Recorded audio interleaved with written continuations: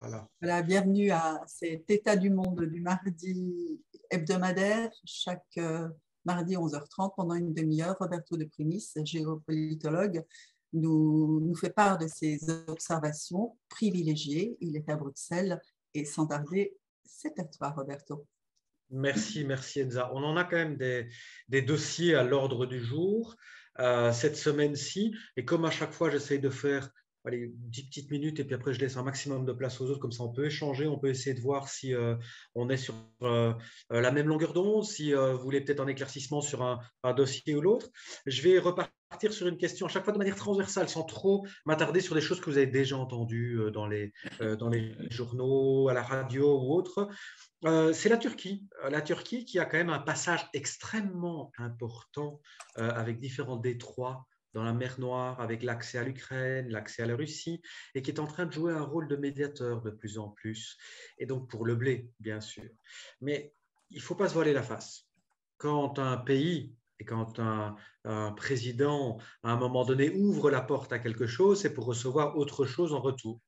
Dans le cas présent, le questionnement est de se dire que le président turc est en train d'essayer d'ouvrir la voie maritime pour tout ce qui est blé ukrainien et donc permettre aux Européens, aux Occidentaux, aux Africains d'éviter une crise alimentaire. Mais d'un autre côté, alors de pouvoir négocier avec la Russie tout ce qui touche aux Kurdes dans le nord de la Syrie et de permettre alors à l'armée turque de pouvoir s'engouffrer en Syrie. Donc c'est vraiment, je te donne, mais donne-moi quelque chose. Donc c'est la vraie histoire des relations internationales ici, et c'est le cynisme aussi des relations internationales. Dans le décryptage à faire, c'est à se demander toujours pourquoi. J'entends souvent Enzadi à qui sert le crime. Bien, dans les relations internationales, c'est un peu pourquoi est-ce que d'un seul coup, la Turquie accepte ou veut devenir le médiateur dans telle ou telle thématique. Il y a toujours quelque chose derrière. Je voulais vous le décrypter parce qu'il me semblait que c'est fondamental de pouvoir le comprendre. Alors, il y a un autre truc aussi qui est en train de se passer, là, c'est en Afrique. Alors, l'Afrique, c'est la République centrafricaine qui a adopté le Bitcoin, la crypto-monnaie que vous connaissez fort bien. Sauf que quand on regarde bien, 85% de la population n'a pas Internet, n'a pas accès à Internet là-bas. Alors, il y a des fois où on se demande un petit peu, mais qu'est-ce qui vient dans la tête du président qui a un doctorat en physique, donc qui devrait être intelligent, mais qui se dit quand même, OK, on vous donne quelque chose, je vous donne de l'eau, mais vous n'avez pas de robinet. OK, c'est bien gentil, mais bon, comment est-ce que je vais faire et en fait, on se pose vraiment la question par rapport à ces pays qui adoptent du Bitcoin, alors qu'on sait très bien qu'à l'heure actuelle, la plupart de l'activité dans le cyberespace et avec les crypto-monnaies qui étaient faites à la base pour de l'indépendance, mais ont tourné de plus en plus vers de la cybercriminalité. Donc, on a de quoi se poser quand même de certaines questions sur la finalité même. Et quand on voit surtout qu'au Salvador, il y avait eu l'adoption en fait du Bitcoin comme monnaie d'échange et autres il y a quelques temps, et qu'au final, très peu l'ont utilisé, alors qu'il y a accès à Internet là-bas. C'est là qu'on se rend compte de plus en plus que les crypto-monnaies sont de plus en plus un asset, donc c'est-à-dire quelque chose qu'on garde, un peu comme de l'or et autres, et sûrement pas une monnaie d'échange. Alors, pourquoi? Parce que vous imaginez, je ne sais pas si vous avez vu que le Bitcoin a perdu encore 10% de sa valeur. Si vous allez acheter un pain début de journée en Bitcoin et qu'en fin de journée, votre pain il a perdu 10%, ou alors que vous attendez la fin de la journée, le temps que votre pain coûte 10% moins cher, à ce moment-là, l'économie devient complètement folle. Donc, on voit aussi des choses qui se passent assez étranges sur la scène internationale. Je reviens sur des questions beaucoup plus politiques. On voit que la Chine, toujours dans l'ombre Covid-19, dans l'ombre Ukraine, la Chine continue à faire sa politique étrangère de grande séduction. Après avoir été dans le Pacifique et essayer de faire contrepoids à l'Australie et d'autres puissances, elle continue à travailler en Asie centrale. Kyrgyzstan, Tadjikistan, Ouzbékistan, Kazakhstan, très important toute cette partie-là. Ce sont des futurs lions, ils ont un potentiel énorme, ils s'ouvrent énormément, que ce soit au tourisme, que ce soit aux matières premières. Je pointerai du doigt surtout l'Ouzbékistan, que je commence à connaître fort bien, qui est un terrain extrêmement intéressant. Eh bien, la Chine est en train d'investir énormément sur place, aussi pour une raison bien précise, passage de la nouvelle route de la soie, et puis la présence en fait du ministre des Affaires étrangères chinois à un sommet Chine plus C5, donc c'est tous ces pays d'Asie centrale, ces 5 pays d'Asie centrale. Et donc il y a un travail très fort de la part des Chinois, mais toujours en silence. On n'en entend pas parler, on n'entend pas parler dans les médias, mais derrière les Chinois, très intelligents, continuent leur marche. La France, un petit mot sur la France quand même, il y a des élections, premier tour. Et on revient sur une question que m'avait posée Enza il y a quelques semaines. Et si Mélenchon devenait Premier ministre? Je ne sais pas si tu te souviens, Enza, tu m'avais posé la question. Alors, c'est vrai qu'on pourrait voir une cohabitation, c'est-à-dire un président d'un parti et après un Premier ministre qui aurait la majorité.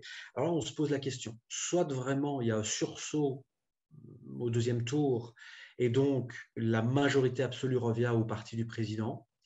J'ai encore quand même de sérieux doutes.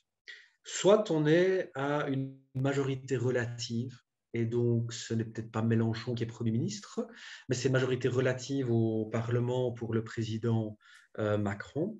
Et là, c'est de la négociation au cas par cas, avec les Verts, avec différents partis. Et donc, ça veut dire qu'on aurait une sorte de canard boiteux, comme on l'appelle à la Maison-Blanche, quand un président n'a pas la majorité au Congrès. Donc, ça dépendra des résultats, cohabitation, ou alors un Premier ministre plus ou moins proche, mais qui n'a pas totalement la majorité, donc il faudra négocier à chaque fois.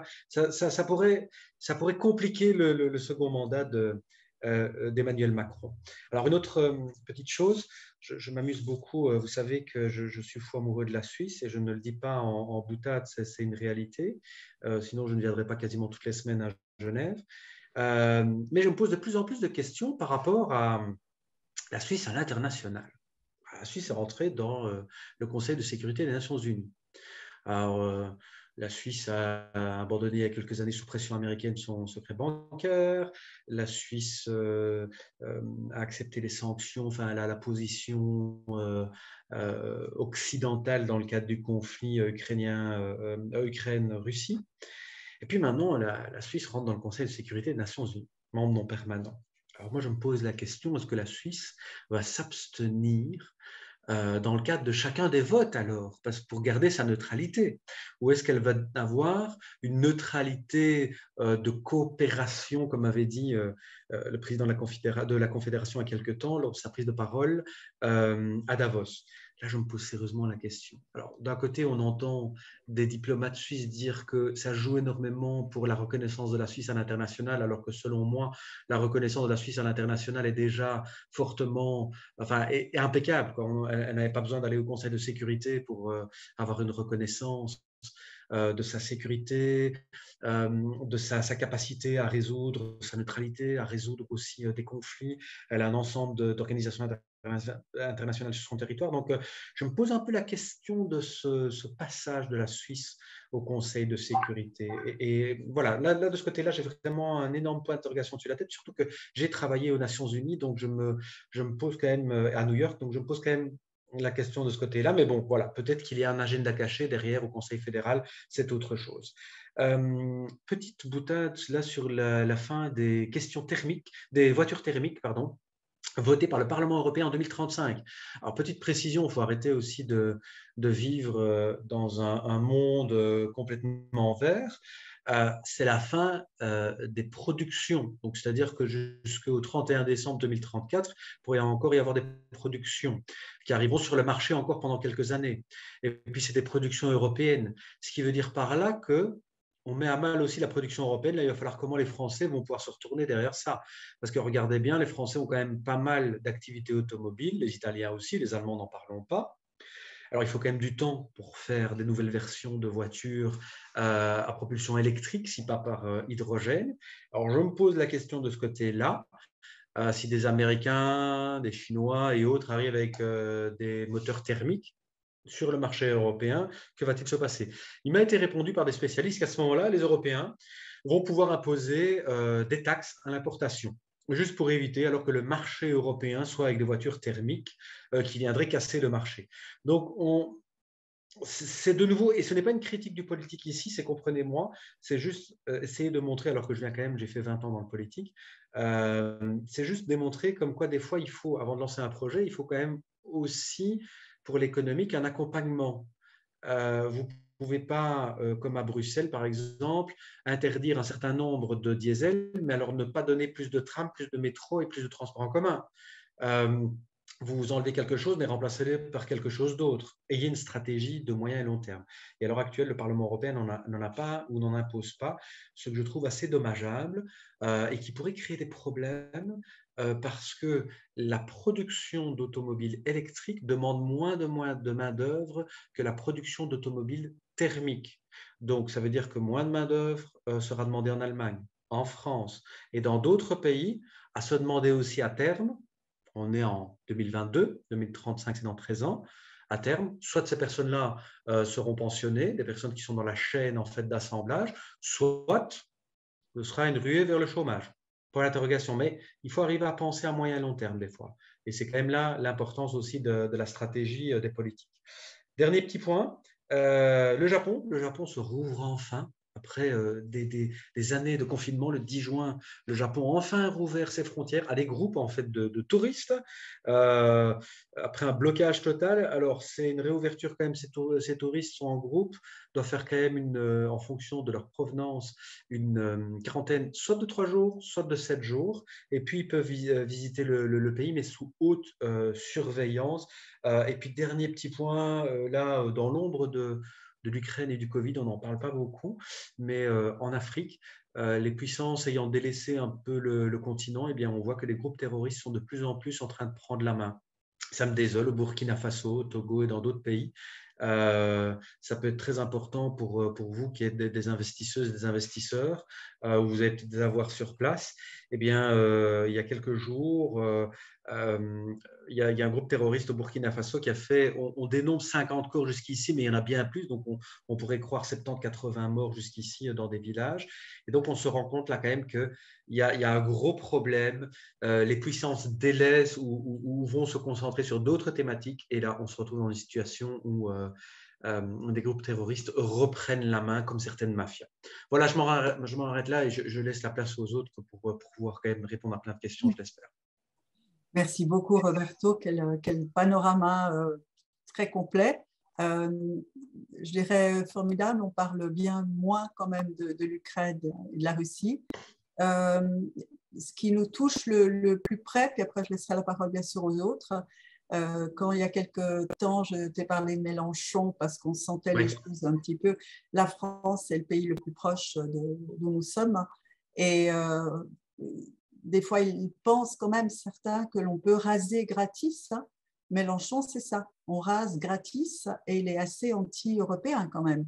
Alors, les dettes, c'est pas grave. Qu'est-ce qui va se passer avec l'Europe et tous les accords si par, je ne sais pas ce qu'il veut dire, par malheur, il arrive quelque part au pouvoir? Alors, Mélenchon, moi j'ai envie d'utiliser une métaphore, il me fait penser au chien qui aboie très très fort et qui mord très très peu. Donc j'ai l'habitude d'avoir travaillé avec des politiques comme ça qui crient beaucoup, et puis quand ils sont au pouvoir, ils se calment un petit peu. Je me souviens encore de sa grande parade quand il y avait eu une descente de police dans son appartement et qu'il s'était drapé dans son tricolore et qu'il avait crié dans son appartement. Il aurait fait un excellent acteur. Hein. D'ailleurs, il aurait dû peut-être faire ou alors si ça ne marche pas pour lui, peut-être qu'il va pouvoir faire un peu de l'acteur, le cours Florian peut-être. Mais plus sérieusement ici, je crois que ça reste un animal politique, donc il a cette volonté, ce besoin de pouvoir. Il n'y a rien à faire de ce côté-là, il ne faut pas se voiler la face. Anti-européanisme, j'en suis pas convaincu. Je crois certains pans de l'Europe qui s'imposent trop à la France, qui ne laissent pas assez de pouvoir décisionnel à la France. Mais la France est tellement ancrée dans l'Union européenne par rapport à plein de choses, et je crois que l'exemple britannique de la perte que c'est de sortir de l'Union européenne pour pas mal de programmes de collaboration, même sur les services de renseignement, sur la recherche et autres, je crois que les Français n'oseraient jamais faire la même chose qu'ont fait les Britanniques. Et puis, être Premier ministre, c'est cohabiter avec un président. Donc, je ne suis pas convaincu non plus qu'il pourrait faire passer tout ce qu'il veut. Et puis, c'est quand même le président qui va sur la scène internationale pour dialoguer et négocier avec les chefs d'État. Ce n'est pas le Premier ministre. Donc, de ce côté-là, il faut quand même diminuer aussi le pouvoir qu'aurait le Premier ministre. Par contre, ça va être un contrepoids très fort, ça va être tendu. Si lui arrive à Matignon, donc siège où réside le Premier ministre en France, à ce moment-là, je ne cache pas que ça pourrait être un quinquennat assez tendu. Et donc, ça veut dire que peu de décisions passeraient. Ce serait 50 perdus pour la France. Ce serait assez dommage. Parce que ni du côté de Mélenchon et ni du côté du président, beaucoup de décisions pourraient passer. Ou alors, ça prendrait des mois et des mois de négociations pour arriver à un accord assez minime. Mais je ne suis pas convaincu qu'il va raser. Parce que ça reste une bête politique qui veut quand même pas être rappelée comme casseur de tout. Mais c'est une bête politique qui veut être au pouvoir. Et il fera tout pour être Premier ministre. OK. N'hésitez pas à poser vos questions par écrit ou de demander la parole si vous la souhaitez. Tu disais les Français par rapport aux Anglais, mais en fait, en sortant de l'Europe, qu'ont-ils vraiment perdu, les Anglais? On n'en parle pas beaucoup, mais c'est au niveau de... En fait, soyons honnêtes, passons la pure approche politique, accord et tout ce qui va avec. Nos économies sont tellement intégrées par proximité que des accords économiques étaient tellement proches. Moi, je redis qu'une seule chose, c'est comment est-ce qu'on a pu en arriver là. Maintenant, quand je dois aller en Grande-Bretagne, je dois prendre mon passeport. Avant, j'avais tous les accords. Je dois déclarer plein de choses. Je ne peux plus prendre tout ce que je voulais prendre. Au niveau alimentaire, ce n'est plus la même chose. Au niveau commercial, je dois dédouaner plein de choses maintenant. Donc, il y a moins de temps. Donc, il y a des entreprises qui étaient à flux tendu, notamment dans l'automobile, qui commandaient le matin, qui recevaient le soir. Maintenant, c'est plus possible parce qu'il faut dédouaner, il faut travailler avec ça. Il y a une augmentation de coûts par rapport à ça. Donc, dans les deux sens, il y avait de la recherche vraiment poussée parce que les universités anglaises et européennes sont très fortes. Et ça, c'est vraiment dommage parce que les chercheurs... Donc, il y a vraiment quelque chose, et je ne fais pas un parallèle avec la Suisse ici, je fais vraiment parce que beaucoup de Britanniques s'en rendent compte et c'est vraiment dommage. Mais voilà, c'est la réalité. Les Britanniques l'ont choisi, ils sont hors de l'Union européenne. Mais je crois qu'il y a quand même beaucoup de désavantages parce que quand vous passez des décennies à intégrer vos économies, à intégrer vos recherches, à intégrer des projets à moyen et long terme satellitaires, au niveau des services de renseignement aussi, il y a de l'échange d'informations. Alors, il y a une totale schizophrénie parce que la Grande-Bretagne est dans l'OTAN, mais pas dans l'Union européenne. Donc, on ne peut pas partager au sein de l'Union européenne, mais quand on se voit à l'OTAN, on peut le partager les informations. Donc, il y a une totale schizophrénie de partir dans un cerveau bicéphale de ce côté-là, c'est un peu fou, quoi. Mais il y a quand même pas mal de désavantages quand vous avez collaboré pendant quelques décennies à ne plus collaborer, oui. Merci, Roberto. Bon, personne ne demande la parole, alors je vais vous la donner. Quand même. Merci. David, lève le bras. Hein? David. Ça m'intrigue cette remarque un peu de schizophrénie européenne autant. Ce serait quoi la différence de discuter sur l'Union européenne, mais pas dans le cadre de l'OTAN, et discuter de l'OTAN et pas dans le cadre de l'Union européenne? Ce serait quoi? Une partie militaire et une partie économique qui changeraient ou... En fait, quand nos frontières étaient communes, façon de parler, donc tous les services de renseignement au sein même de l'Union européenne. Donc ici derrière dans le quartier européen, on a une agence qui chapeaute non pas tous les services de renseignement, mais c'est une agence européenne avec une personne à sa tête, un Belge, qui suit en fait les questions d'antiterrorisme et qui toutes les semaines ou tous les jours, enfin je ne sais pas, a des échanges avec les services de renseignement sur des questions stratégiques, sur des questions, voilà. On a un problème en Grèce, on a 3 personnes, on n'est pas sûr, elles sont rentrées via la Turquie, elles sont dans tel camp, il faudra faire attention, il faudra les monitorer, puis en fait, boum, elles passent par les Balkans et elles montent en Grande-Bretagne. Là maintenant, si elles passent en Grande-Bretagne, il n'y a plus d'échange d'informations au niveau service de renseignement. Donc, c'est fini de ce côté-là. Donc, nous, nos informations européennes, on ne les échange plus avec les Britanniques pour des questions sécuritaires. Donc là, de ce côté-là, ça peut être problématique. Par contre, au niveau militaire pur, donc otanien, la recherche cyber, la recherche, toutes les questions Russie et autres. Là, je ne sais pas si vous êtes au courant, mais au large de la région italienne des Pouilles, donc entre la Grèce, l'Albanie et la pointe sud-est de l'Italie, il y avait en fait un navire russe qui est passé juste pour provoquer en fait les Grecs et les Italiens, et qui après est reparti en mer internationale, enfin en zone internationale, pardon. Tout ça, c'est le genre d'information qui a été partagée au sein de l'OTAN.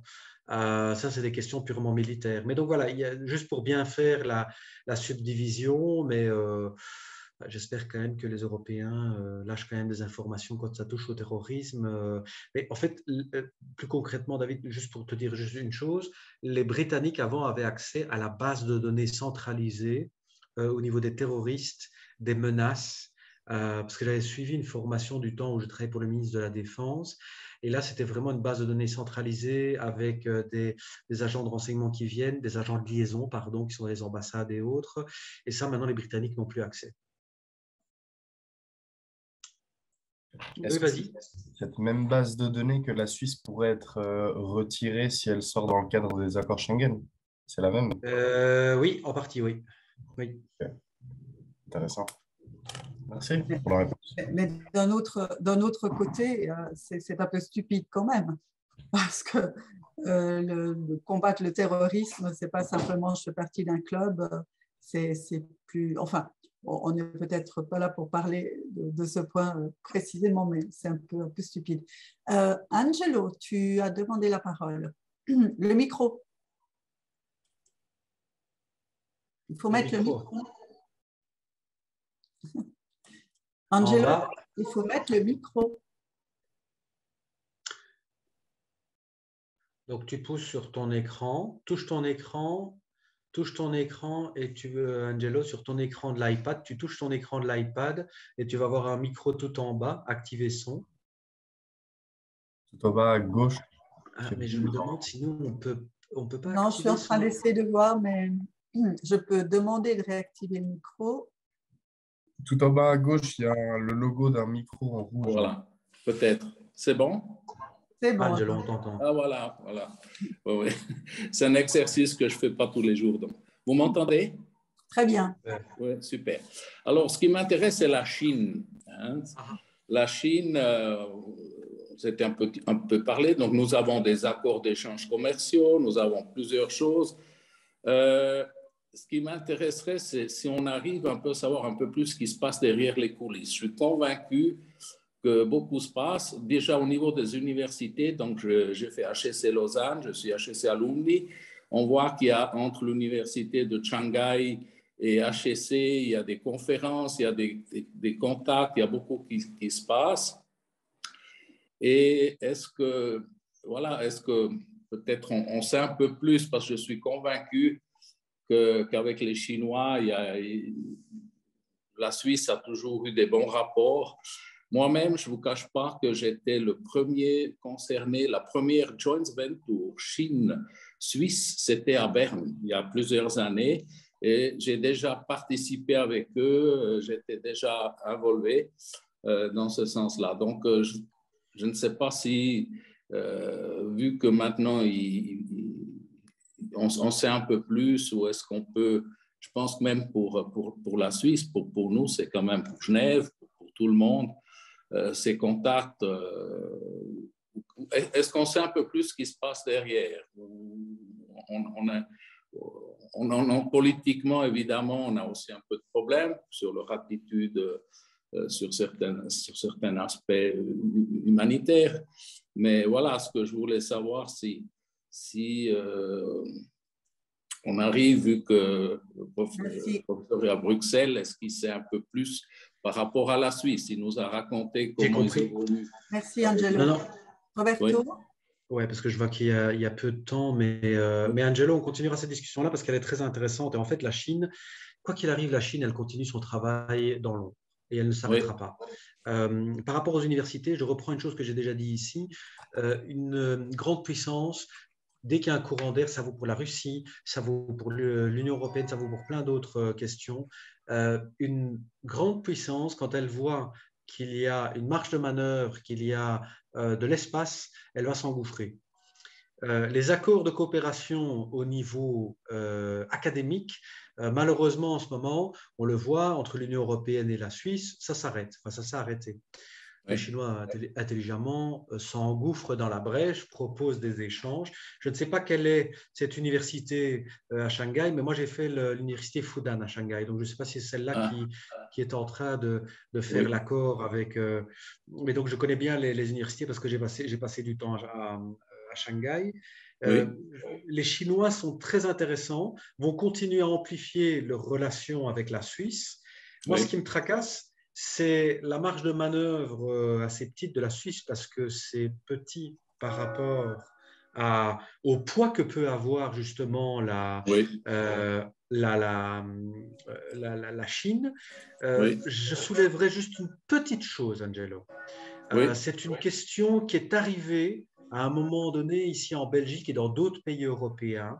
C'est l'arrivée massive d'étudiants chinois dans les universités belges et européennes, dont une certaine partie étaient des agents de renseignement.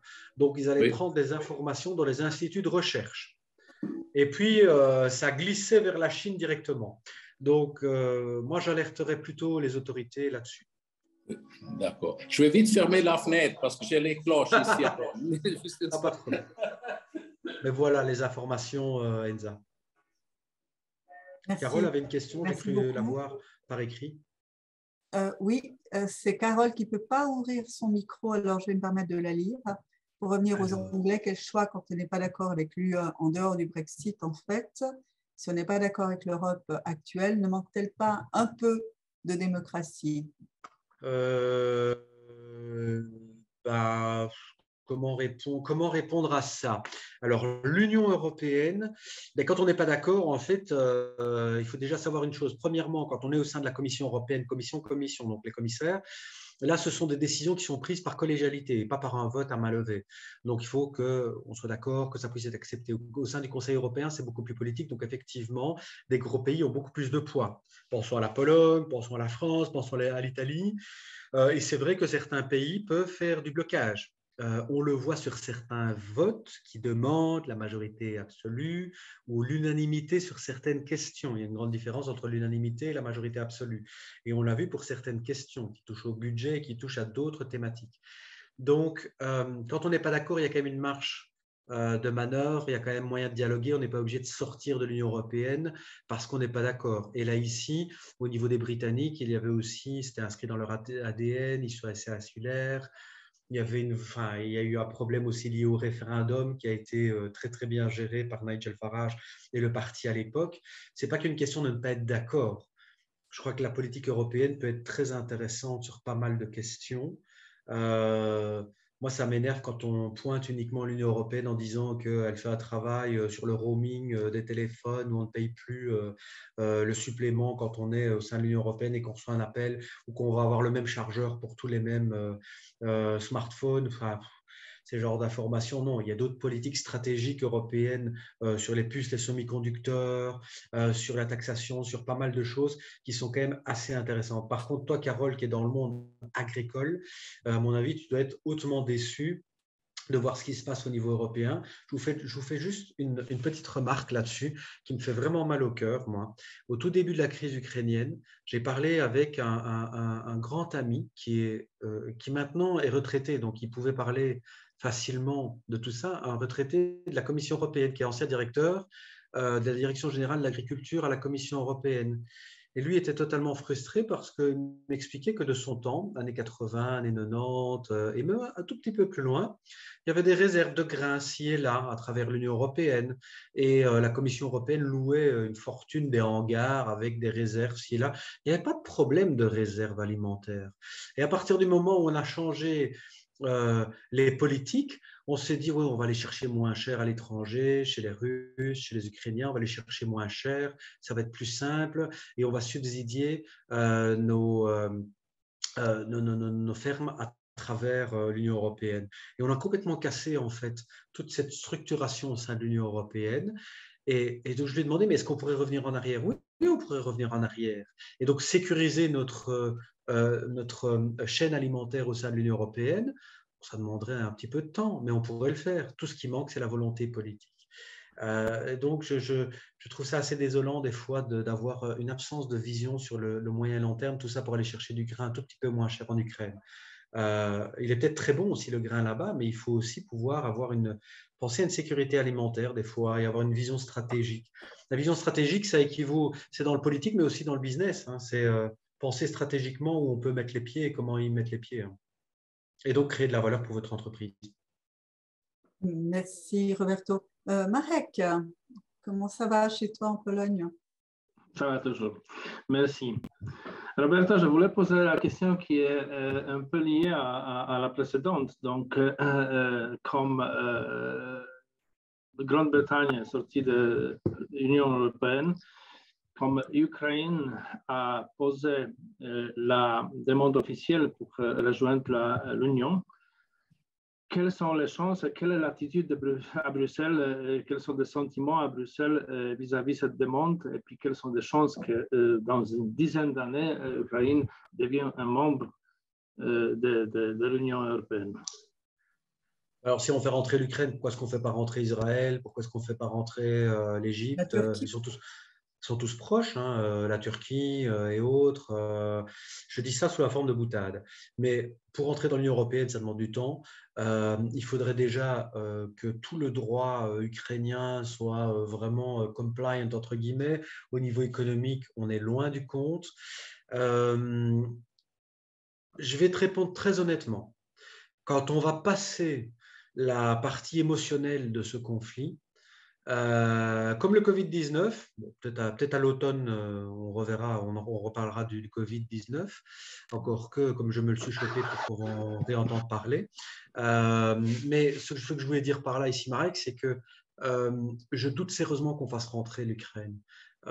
Et je crois que on va faire vraiment grincer beaucoup de dents si lors du prochain sommet européen qui va avoir lieu dans pas longtemps, on donne le statut de pays qui peut commencer la procédure. Attention, quand un pays rentre dans ce processus-là, il commence déjà à recevoir des centaines de millions de l'Union européenne pour pouvoir devenir compliant au niveau, donc recevoir des formateurs de l'Union européenne, des juristes pour aller changer le droit intérieur, pour l'aider au niveau de l'agriculture, etc., etc. Donc c'est intéressant pour l'Ukraine aussi, hein. Il ne faut pas l'oublier, parce qu'on oublie de dire ce qui se passe. On oublie de dire ce qui se passe dans les deux sens. Hein. Rappelle-toi, tu es en Pologne à l'heure actuelle. Rappelle-toi l'ensemble des fonds européens qui sont arrivés au sein des nouveaux pays qui sont rentrés dans l'Union européenne à partir de 2004. Moi, je me souviendrai toujours les premières fois que j'ai fait la route en Croatie, qui partait du haut de la Croatie jusqu'à Dubrovnik. C'était une nouvelle autoroute. Les Croates ont été extrêmement intelligents. Ils ont compris une chose, avec les premiers fonds, qu'est-ce qu'il fallait faire? De l'infrastructure pour faire croître le pays, pour faire croître la Croatie. Et il y a eu plein de nouvelles autoroutes. Moi, je me souviens que j'aurais pu mettre une bille de la frontière croate, elle aurait descendu jusqu'à Dubrovnik complètement, sans le moindre problème, tellement que la nouvelle autoroute était fantastique. Et tout ça pour te dire que les Ukrainiens pourraient être très intelligents de ce côté-là, à pouvoir avoir un bénéfice pour la reconstruction, la relance, mais ça va demander du temps. Je doute, au niveau politique, je ne sais pas comment vendre cela auprès de Turcs, d'Israël, d'autres pays. Je trouverais ça complètement fou. Mais c'est peut-être possible, mais j'en doute. Je pense que c'est dans l'intérêt de l'Europe à long terme. C'était la même chose avec la Pologne, Roumanie, Bulgarie. Et puis l'infrastructure était faite partout. Et puis je pense que c'est bénéficieux pour l'Europe, surtout que l'Europe de l'autre côté s'écroule un peu parce que l'Angleterre, enfin la Grande-Bretagne est sortie de l'Europe. Donc le poids de l'Europe maintenant avec les 40 millions des Ukrainiens qui ont certes l'économie qui n'est pas encore prête, mais avec l'aide exactement européenne, enfin une sorte d'investissement pour la future, je pense que ça serait bénéficiant. Je ne me prononce pas sur Israël et la Turquie, hein, c'est un peu plus loin de ce côté de l'Europe. Je vais te dire juste une dernière chose, puis après je m'arrête, hein, parce que sinon je vais durer des heures, mais je vais te dire juste une chose très importante, Marek, et je vais me faire peut-être détester par les autres, et en plus c'est enregistré, mais je crois qu'il faut qu'on arrête à un moment donné, pour retourner à la table des négociations, il faut qu'on arrête de provoquer la Russie. Je sais que je ne vais pas m'attirer que des amis ici autour de la table en disant ça. Élargissement de l'OTAN, c'est une chose. Si en plus de ça, on élargit l'Union européenne à l'Ukraine, à un moment donné, il va falloir qu'on calme les choses et que ce conflit s'arrête. Pour plein de raisons, pas que pour les Ukrainiens qui sont sur place. On va se taper 2 années d'inflation haute, on va se taper 2 années de fluctuations, que ce soit boursière et autres. Il y en a qui vont se casser la figure. On a eu assez avec le Covid. Si en plus de ça, maintenant, on a un conflit sur la longue durée avec des personnes… Les marchés, c'est une question de confiance. La confiance n'est plus là sur les marchés. Regarde l'état des marchés. Regarde, j'en ai parlé en début, regarde les crypto-monnaies qui ne sont pas des monnaies d'échange, mais bien des assets. On voit bien ce qui est en train de se passer. Un Bitcoin qui est à 23 000 ou à 21 000, regarde bien où il était il y a 3 semaines. Et même au début du conflit. Donc, voilà, je crois qu'il faut vraiment, vraiment, avant l'hiver, qu'on arrête les provocations, qu'on pousse d'une manière ou d'une autre à dialogue. Je ne sais pas sous quelle forme, mais qu'on y arrive. Sinon, on va avoir un hiver vraiment qui va plaire à personne. D'accord, merci. Merci beaucoup. Marek, va falloir que tu ailles à Bruxelles plaider parce que tu es très bon. Je parle demain. Dans 10 ou 15 ans, faut-il que tout ça ait encore un sens? On verra bien ou pas. En tout cas, Roberto, merci beaucoup. La question de la fin est toujours la même. Que vas-tu nous dire dans une semaine? J'espère arriver avec d'autres nouvelles. Enfin, pas vous parler d'un hiver froid et d'un hiver difficile, essayer de vous trouver des informations plus positives, mais plus le temps passe, moins je vois de marge de dialogue, et je crois qu'il faut vraiment que les Américains reviennent ou repoussent un peu au dialogue. Et ça, ce qui me préoccupe, c'est que les Américains sont en train de se focaliser, 1, sur leur économie, 2, sur l'inflation chez eux, et 3, sur une chose dont on ne parle pas assez parce qu'on est mi-juin, c'est qu'il y a des élections qui arrivent, des élections mi-mandat qui arrivent juste après l'été, donc à l'automne aux États-Unis, et qui risquent de changer la majorité du président américain. Donc les Américains, ils pensent à autre chose qu'à l'Ukraine en ce moment. C'est ça qui me préoccupe. Donc je ne suis pas convaincu d'arriver avec des super nouvelles. J'aimerais juste voir comment est-ce que les banques centrales vont jouer avec les taux ces prochains temps, parce que là aussi, l'inflation, on n'en parle pas assez, mais il y a un travail de fond qui va être fait de ce côté-là et qui risque d'avoir un impact sur nos portefeuilles. Vous vous souvenez, il y a 2 semaines, je vous ai parlé de l'inflation du prix des matières premières, mais je vous ai parlé aussi de l'inflation des salaires. Comment est-ce que les entreprises vont être capables de suivre l'inflation des salaires? J'entends certains pays qui disent, dans certains pays, il y a des débats, même en France, on ne va pas s'arrêter à une inflation à 2%, mais alors on va donner, si on a une inflation à 9%, on va augmenter de 9% alors les salaires. Est-ce que vous imaginez comment est-ce que ça va être soutenable pour des entreprises d'augmenter de 9% certains salaires? Voilà, il y a tout un débat là-dessus. Et je l'ai entendu dans le camp Mélenchon. Pour revenir sur, il y a la soutenabilité aussi des choses au niveau financier, au niveau budgétaire. Il faut réfléchir à ça. C'est stratégique.